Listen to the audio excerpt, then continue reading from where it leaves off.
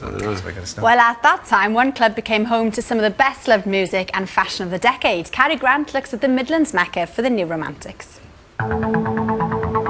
Birmingham. Even after its radical facelift, it's not a city you immediately associate with glitz and glamour. At the dawn of the 1980s, there was one nightclub in Birmingham that gave birth to a movement. Extravagance and theatricality were at its heart. Eyeliner, lip gloss and hairspray were its uniform. And that was just the boys.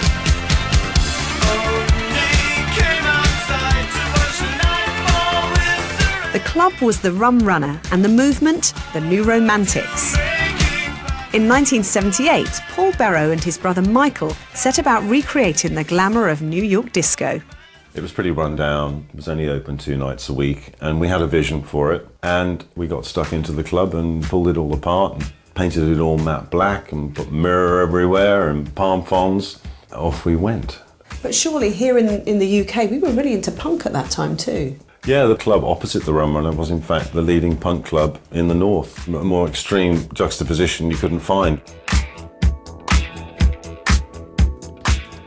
The girls from the punk club flocked to the Rum Runner and the boys obviously followed. But to fit in, they had to dress up.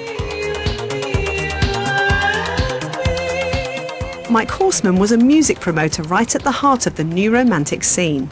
This was during the Thatcher years, a lot of unemployment, a very colourful scene, not really reflecting what was going on in the country. Well, reaction to the austere sort of reality of life in those days, I guess.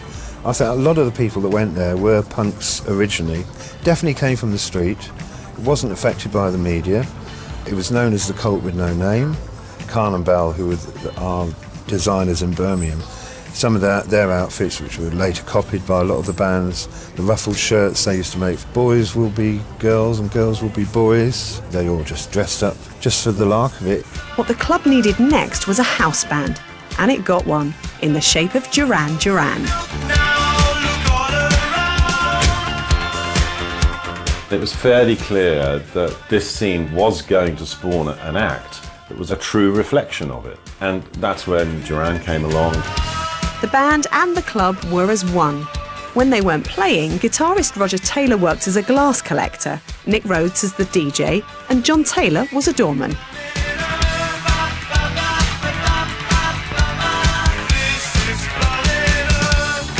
The band went from Birmingham backstreet to global superstardom.